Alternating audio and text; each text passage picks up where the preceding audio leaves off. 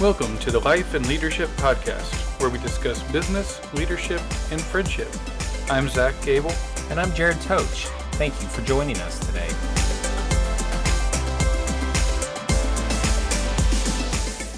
All right, so we're going to jump on to the next topic here, the next question, and just talking about basically climate and culture of your organization, which I feel like we've touched a little bit about that, but I would like for you to share more about how you do team building. And you actually did share that with what you're going to be doing here shortly with basically that vision setting for your organization. But how do you foster a collaborative and inclusive work environment with your team? What does that look like? So, I really enjoy it. We try to do it once a quarter, but we have team meetings with the whole team, which is extremely hard in our business, in our industry, because we have drivers that start at 11 p.m. and work through the night. We have a lot of drivers that start at 3 and 4 o'clock in the morning. We have office staff that starts at between 5:30 and 7.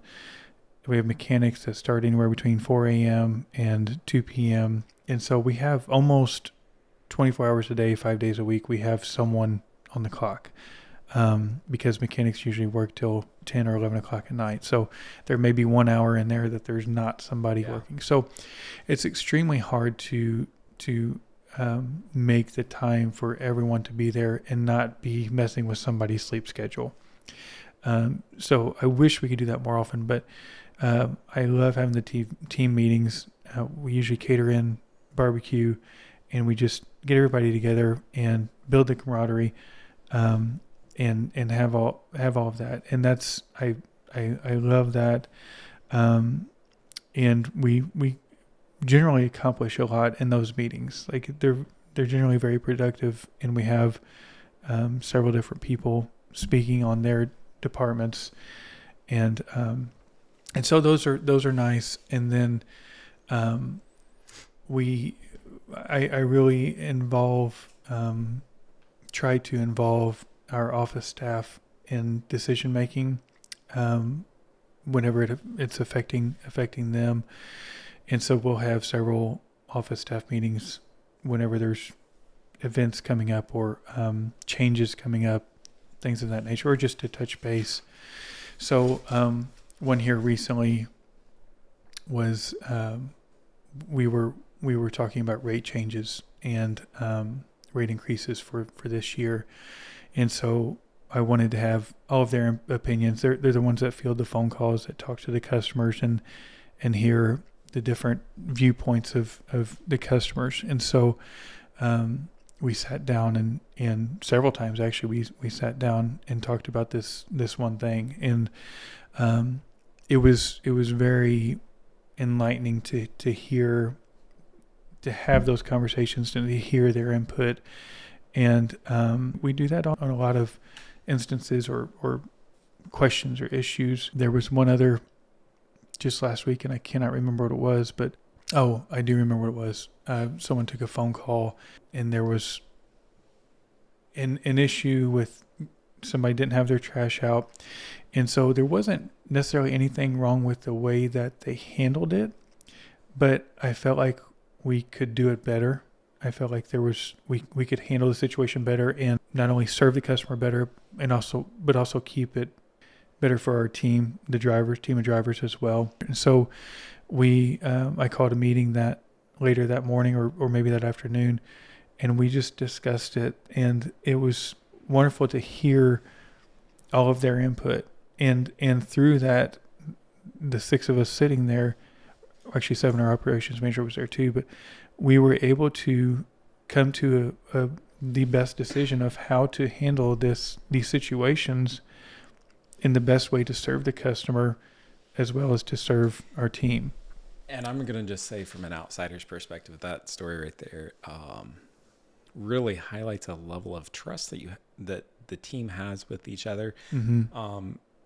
Because, and I could be wrong, but it doesn't sound like anyone took it personally. Correct. Yeah. I mean, maybe they did. And I don't see that part of it. But nobody took it personally when you said like, let's figure this out. Like, I Mhm. don't think it was quite handled the best Yeah. way, but then like, let's figure it out. Yeah. And that takes a lot of trust. It takes a lot of time to build that level of trust with Mhm. people, because oftentimes when the boss says something wasn't handled quite the way, like something felt Mhm. uncomfortable about it, people take it very personal. And Yeah. like, well, what did I Yeah. do wrong? And why did I do this wrong? And now you're calling me out. And Yeah.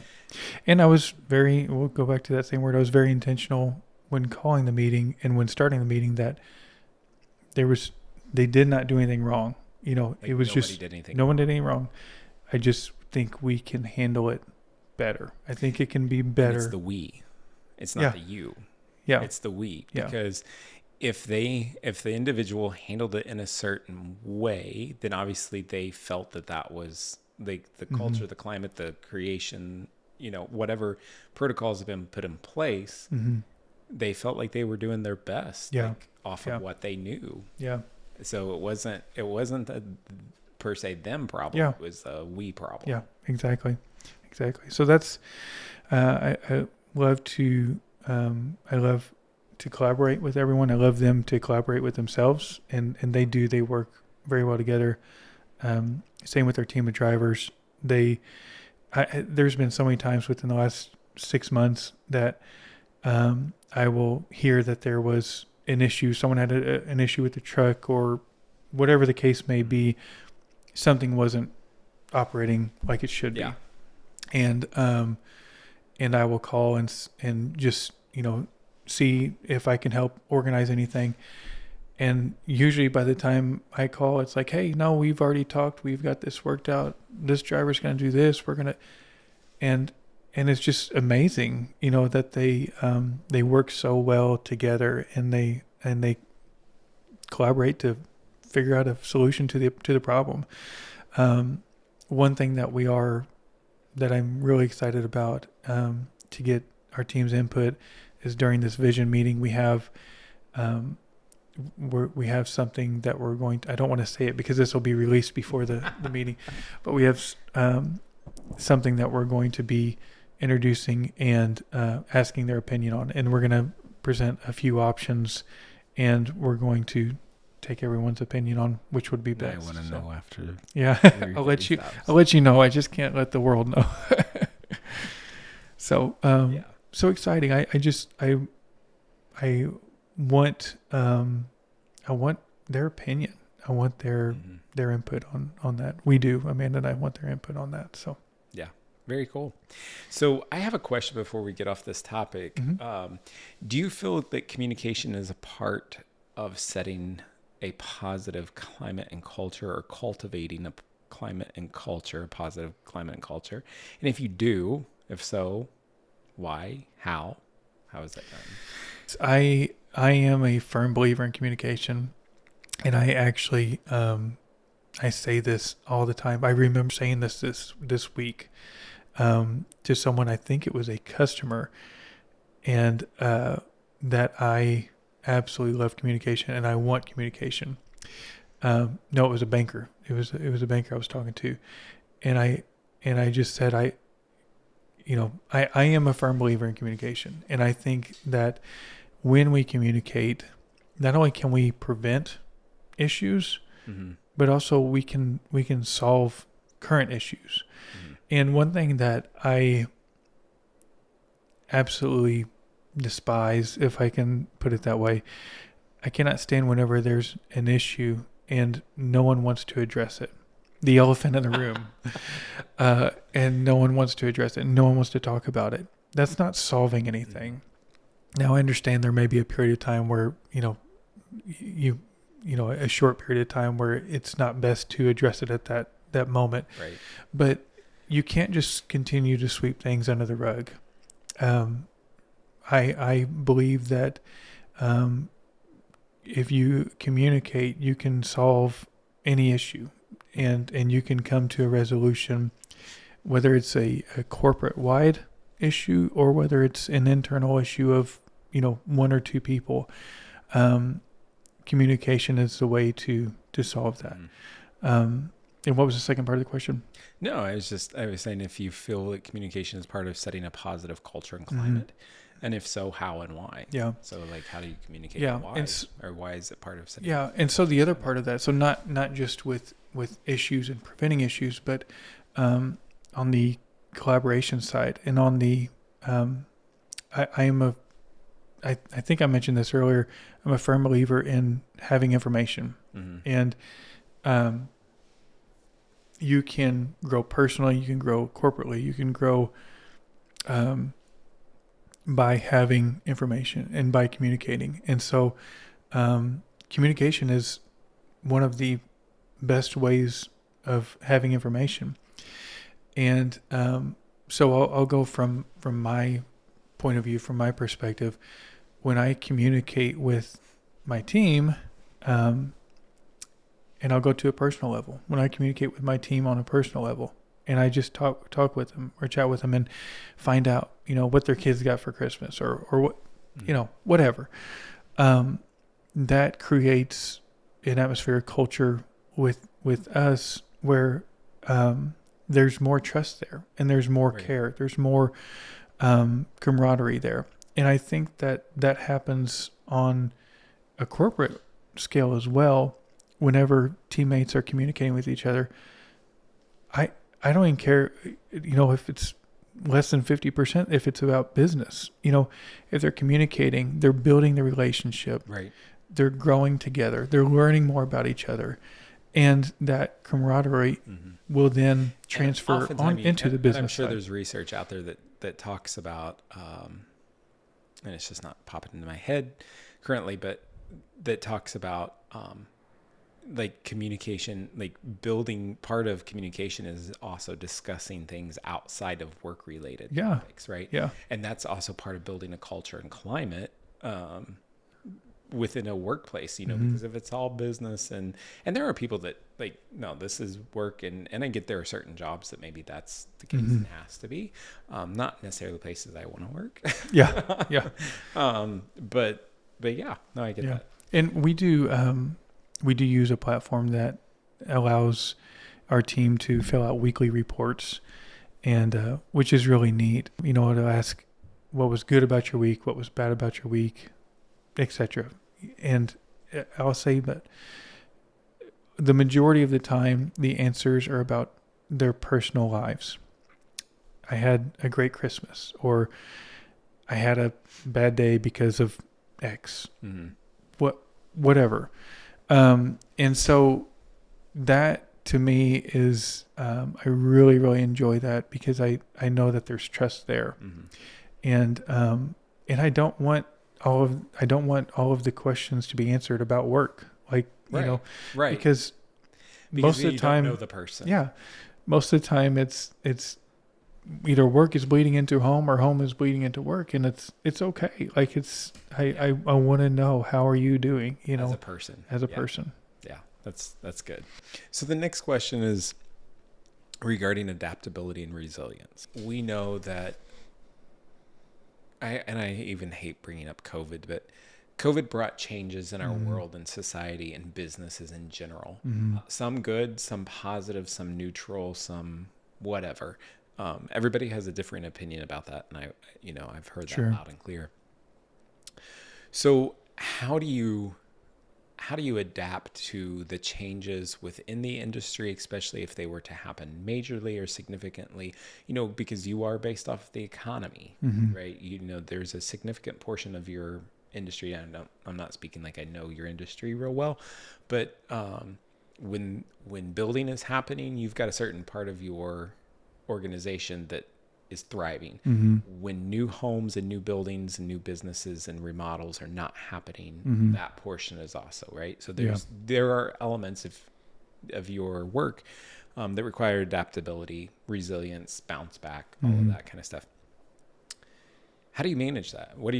How do you feel you as a leader are adaptable? How are you resilient? How are you resilient in a fast-paced, stress-filled, because it is like you've painted a very amazing picture of the work in the company, but we also know that work is not stress free, right? Mm-hmm. So how would you describe your adaptability and resilience to the day-to-day stressors and the day-to-day stressors in the industry, the work life, the economy, all Mm-hmm. those things? Well, on a personal level, I've come a long way with the adaptability, as I mentioned earlier, and being able to really navigate issues that pop up. And I think a lot of it has to do with the mindset. Some people may not like this, but a mindset of trust, not only in trust in yourself, in the business, in your team, but also trust in the Lord. Mm-hmm. We are a Christian-based business, and so a lot of it has to do So with you have a that. foundation that you Mm-hmm. go off of. Yeah, and I don't know where we'd be without that, without the trust in the Lord, and without the Lord's help in this business. And so, I'd say a lot of adaptability. So, for instance, first thing that came to my mind was the phone call I received that morning whenever the truck was on fire. And I was in town. I was about 5 minutes away. And by the time I made it there, the truck was essentially gone. And so, but I can say that my first thought and my first question was, is everyone okay? Was anybody hurt? Thankfully, everyone was okay. Everyone made it out all right. There was no other vehicles or people involved. And once we got past that, the other's just a truck. It may be an expensive truck. Mm-hmm. It was nearly $300,000 to replace that truck, and that's on the cheaper end. And that style of truck. And so, it's a huge. So it is a mindset. Yeah, it's a huge pill to swallow. Whenever you have something like that thrown in your lap, but at the same time, it's having that mindset that it's not the end of the world. It's yes, it's a bad day. Yes, it's going to cost a lot of money. But thankfully everybody's okay, and a truck can be replaced. And the truck was replaced within the hour. I was calling, and we had a couple different options of a truck to purchase. So the adaptability, I think, is on a personal level, for me, is a mindset and a trust. I trust in the Lord. Mm-hmm. On a corporate level, adaptability, I think, starts with the personnel. In my opinion, as I haven't thought about this question, and so I'm just kind of trying to walk through this. No, you're fine.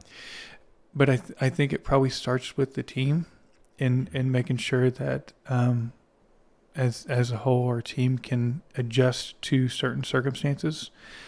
So, for instance, flexibility. Yeah, having flexibility, flexible thinking. Yeah. For instance, we have in less than 5 hours a snowstorm coming here, and it could be snow, it could be ice, it could be a mixture of both. It could be none. And it could be none. And so, first off, we don't. There's no reason in worrying about something you can't control. You prepare and you do the best you can, and then you roll with it. But secondly, knowing that no matter what happens, our team is going to be okay. If we can't run trucks on Monday, it's okay. If we can't, we'll figure it out. We'll figure it out. We'll work through it. Mm-hmm. And so I think it all starts with the team, with our personnel. And then, so you mentioned COVID, and we had I think, as every business did, there was obviously a scare there when they started shutting down, the government started shutting down businesses, and thankfully we were essential workers, and we knew that with that being stated, we knew that the routed side would be okay.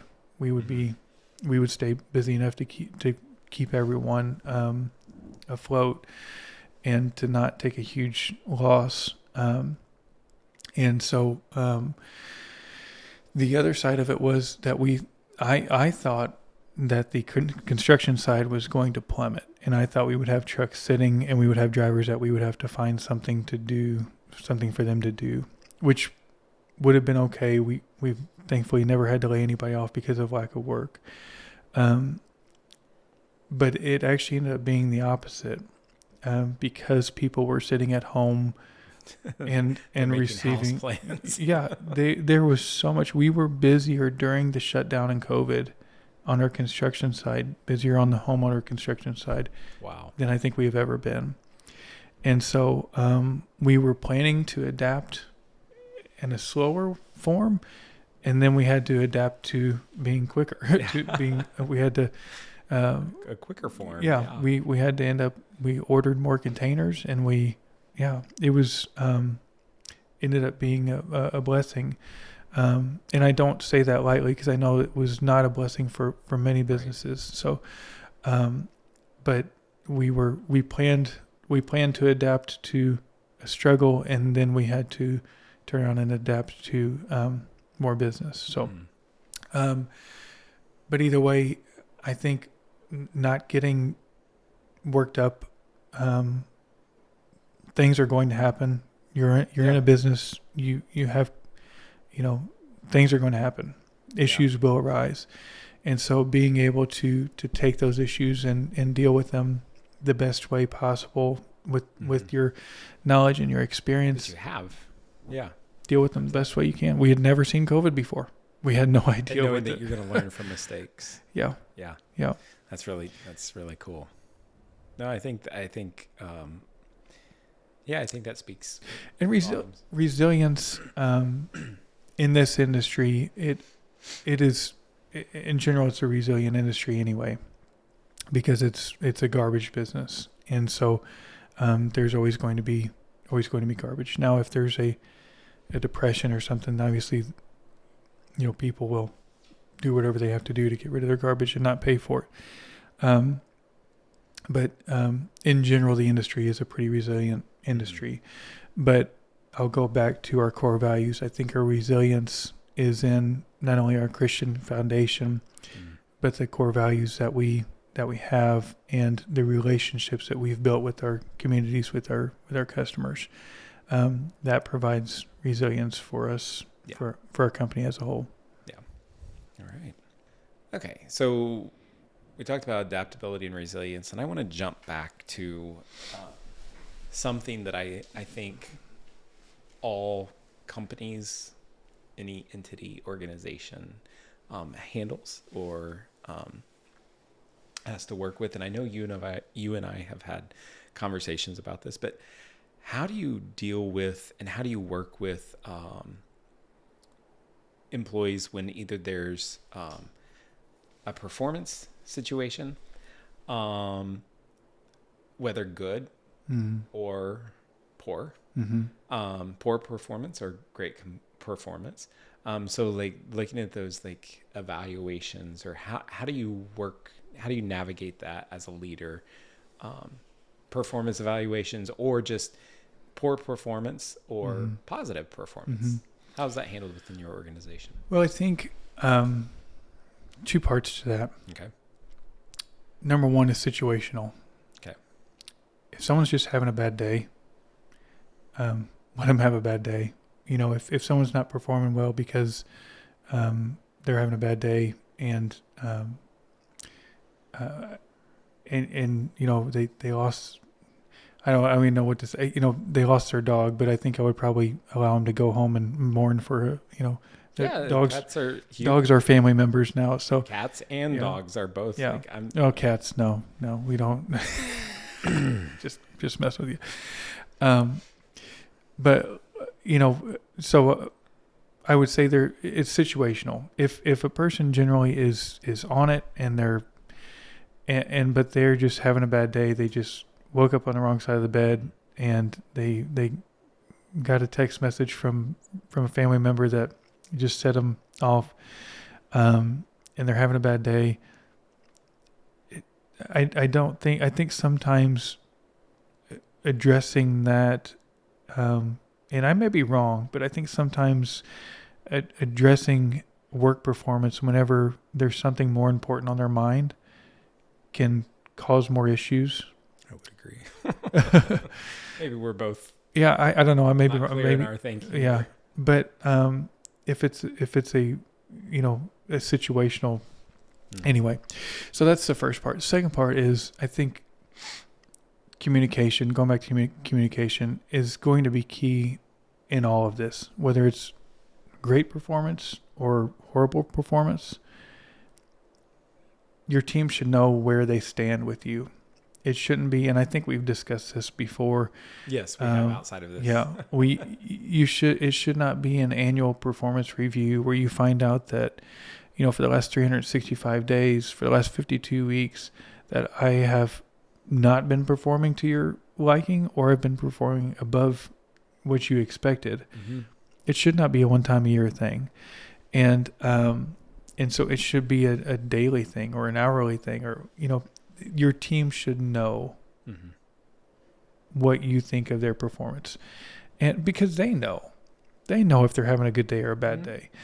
And so having that feedback from a leader is extremely important. And so communicating, if a person is going above and beyond and then they're doing great, communicate that to them, and let them know you've been doing awesome lately.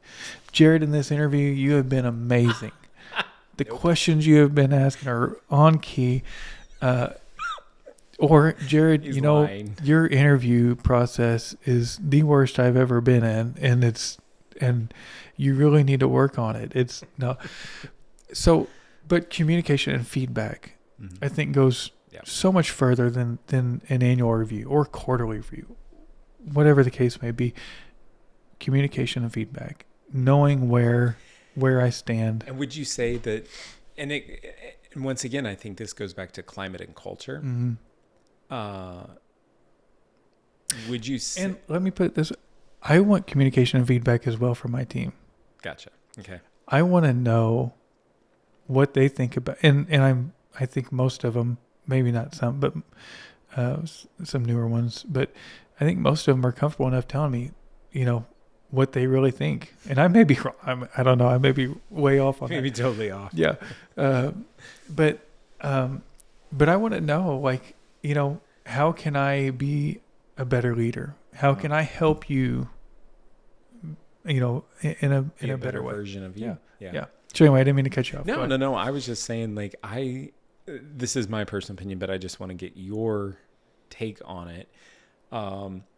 Part of it comes down to this relationship and this ability to have meaningful conversations with people about their performance without it turning into a personal attacks or without a, So what would your recommendation be if your company, somebody that's listening to us today and their organization is not in a space or a place where there is a lot of trust, or they're developing, it's evolving, trusting relationship. How would you approach? Well, I would say to the leader, on any level, wherever the leader may be, high level leader or leader of middle management or lower management, wherever. I'd say to the leader that to build that trust and to do that with communication, not about work, and communication about work. So we've talked about this before, and I may even mention this in our last podcast. I can't remember, but Tad Dickel mentioned in our leadership boot camp that I went through with him. Was it 10-1? 10 positive to 1 negative feedback? Is that what I think it was? It's 10 or 6, yeah. So to gain someone's trust, to gain someone on your team, to gain their trust, you have to be giving feedback if it's on a business level. And in my opinion, which is worth nothing, It is. In my opinion, to gain someone's trust, you have to show them that you're real. You have to show them that you really care, that you're not just asking. So if I were to come to you and ask you how your cat Felicia was doing, It's Max. Felicia, and you said to me, my cat's name is not Felicia. My cat's name is Max, and you've asked me what my cat's name was the last 6 months, and you still don't remember, you still think it's Felicia. There's no trust being built there. But if I came to you and said, hey, Jared, I heard that Max is sick. Is he doing okay? No, he's not. If you had enough conversations to really show them that you care and to show them that, or to know them, yeah, that builds trust. And so you cannot, and I've said this with our team, I've said it multiple times. I don't think we'll ever hire someone directly into management. I think we will grow people into management because I have no luck then. it is, it's like, Bummer. It's like throwing them out there to the wolves to say, here, you are now in charge of these 15 people, 20 people, to put them directly in charge of someone that they've never met before. Yeah. And a good leader can do it. Like if you're put in that situation, you can grow those relationships. Oftentimes you don't have the option or the choice. Yeah. But I don't believe in doing that because I want the trust to already be there. I want the relationship to already be there. And so anyway, to me, I think that's the best way to build trust in someone, and the best way to be able to give that feedback, especially if it has to be negative feedback. You have to have that trust first. Yeah. No, and I think you're absolutely right. Just because I'm right all the time. So. Yeah. And Obviously, you aligned with what I think. So. It's all good. All right, back to what we were talking about. Okay, so this is another one. This is kind of a buzzword, and I don't know if we need to kind of hash this one out. I just this goes back to team building and culture and climate, and might go back to communication and all of those things. But talking about emotional intelligence in the workplace, and like what does that look like? And I think you have already addressed this, and a lot of times people just add this fancy word of emotional intelligence in the workplace, but what does that look like in your workplace, or how do you foster that? Well, I think a team is going to follow and react how a leader reacts. And so if you as the leader are reacting with emotion, and if you're reacting dramatically, if you're reacting in a way that does not show wisdom and does not show good character and does not show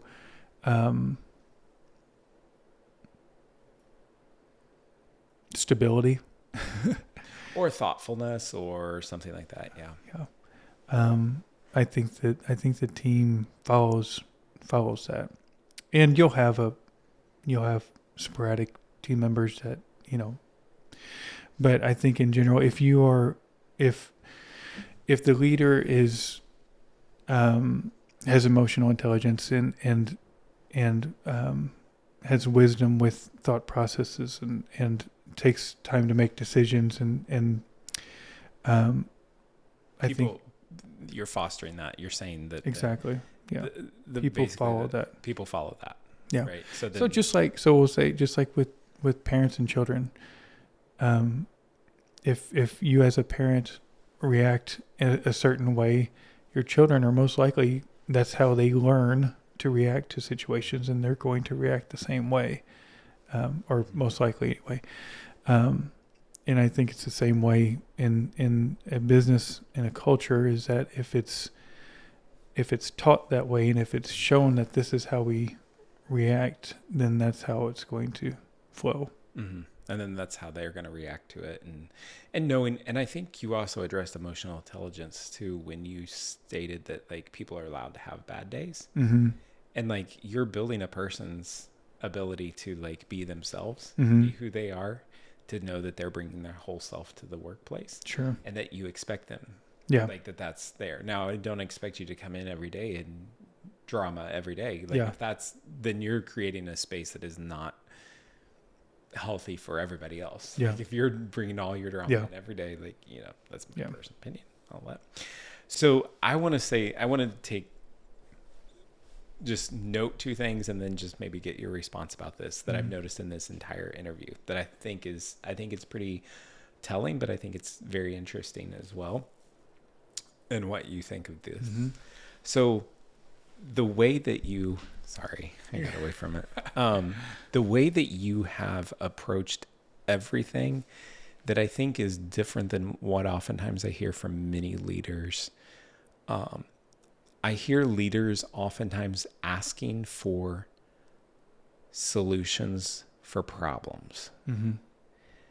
Many people in their lives are looking for solutions to problems, ways to resolve problems or issues that are going on in their lives. I mean, you think about how many self-help books, how many things like to be more positive, be whatever. Yeah. What I heard from you during the interview was a proactive stance versus a reactive. Mm-hmm. So what I heard from you was you recognized your leadership. So we started like if we play this out, like it was a timeline, right? Because I kind of feel like we kind of took this timeline. You recognized that your leadership was not where it needed to be. You recognized that things in the organization were not where they needed to be. And then you began to try and possibly fail, but try new things, learn, grow, which was in a way was reactive, but also it was proactive because you realized if I want a better space, then I've got to do these things, put these things in place. Yeah. So I heard more proactive after that reactive. At the beginning, I heard more proactive. So you're putting the visioning in place. That's proactive. Like your company and from an outsider's perspective, and I would think maybe even from your perspective, isn't necessarily like you're not lacking vision and you're not lacking a set of grounding principles, right? You have those already in place. Yeah. But you're not waiting for them to be tested and tried. You're moving forward. So you're being proactive. So we're not saying like, oh, we're lacking vision, so we got to bring somebody in and we got to get some vision going in this place because we're lacking it. No, you're saying in order to continue to grow, we're going to begin to create vision, which is different than responding to we have no vision for our program or for our organization. So that's one thing that I've noticed a thread that I've heard throughout that. The other thing that I have heard come from you, because I know you as a person, I feel like I do. I know the business somewhat, is the disposition. So the approach to an organization or to the work that you do. Because oftentimes I can catch myself in my work over the years finding this disposition of everything's dreary and dismal, right? I did not hear that come from you in this. And I know very well that probably not everything is hunky-dory, right? Not everything's a bed of roses. You're not dancing through the tulips. Anytime you're spending multiple hours a day with me, it's not going to be hunky-dory. It's No, I'm not saying that in any way, shape, or form. But what I'm saying is like your disposition matters, right? And I think oftentimes when we want to begin to make movement forward or see our organization or company take positive steps forward, like your disposition matters. So I don't know if you want to say anything about proactive versus reactive and disposition. I don't know, like kind of wrapping this up. Yeah. So I guess the main,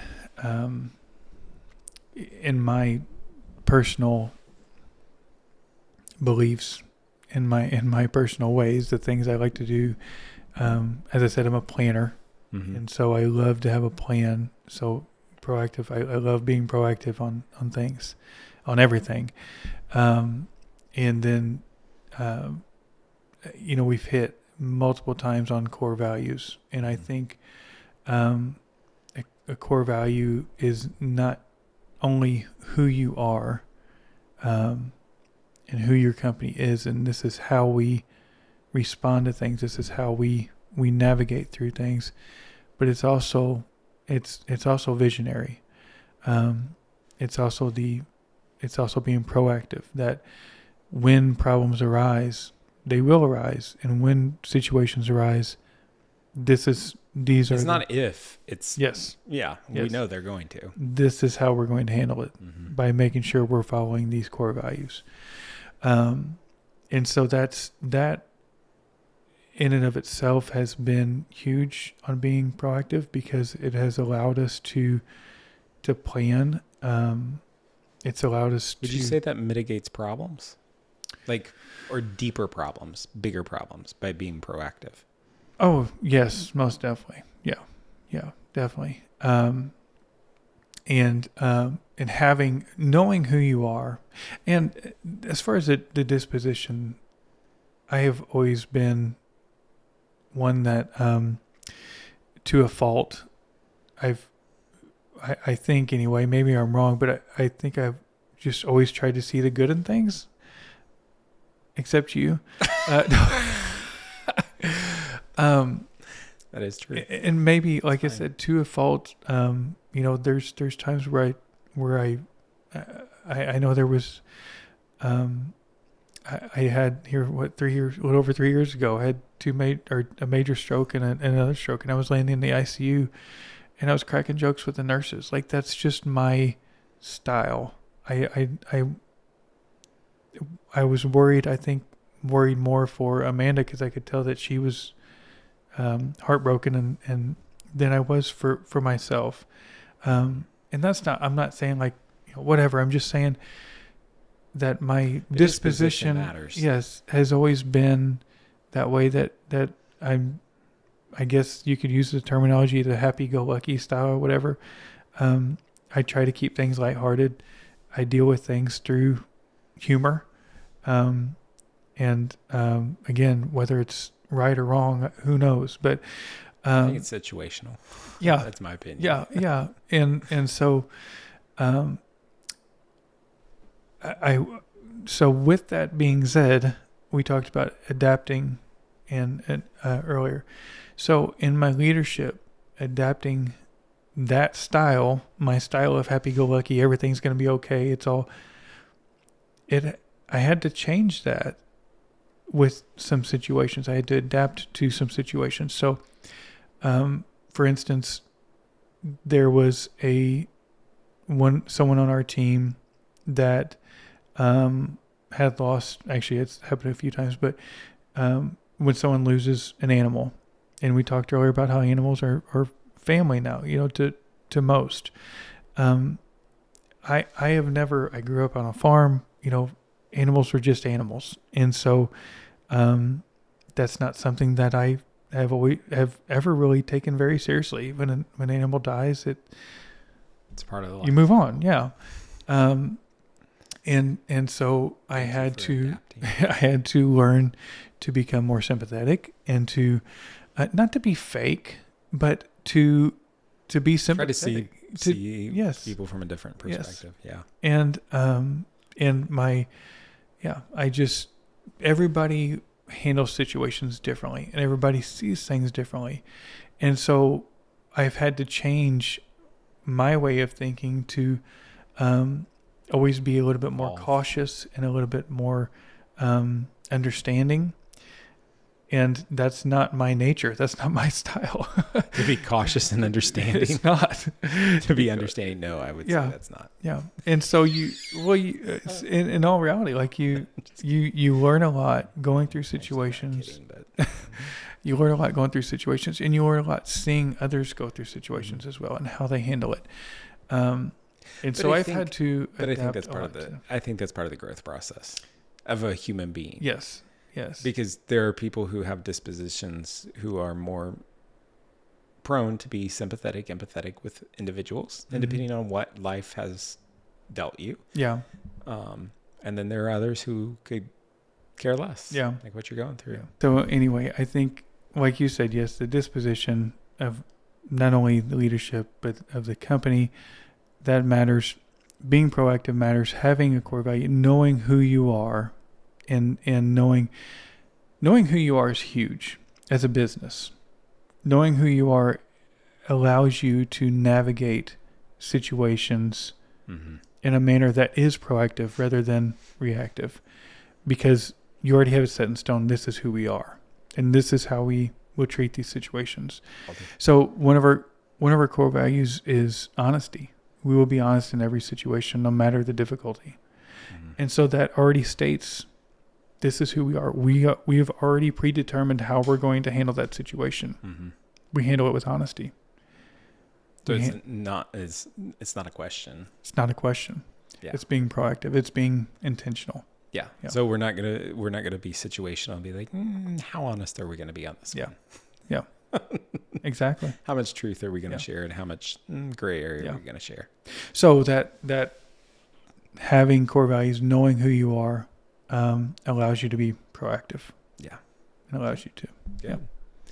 Thank you so very much. Yeah, thank you. This was a lot of fun. Good I enjoyed it. Good and, questions. I feel like I learned more about you, more about your company. Reinforced some things as well that I already knew. But, it was really cool hearing your answers. So, yeah. Thank you. It was neat. And hopefully everyone enjoyed this style. Hopefully they did. We might have some other business owners on that we respect and how they're, what they're doing. So yeah. Very cool. Very cool. Awesome. Thank you, Jared. Thank you. And thank you all for listening. We hope you tune in and share this, and we appreciate your support. All right. Like and subscribe. Make sure you do that. Have a good one. Bye-bye.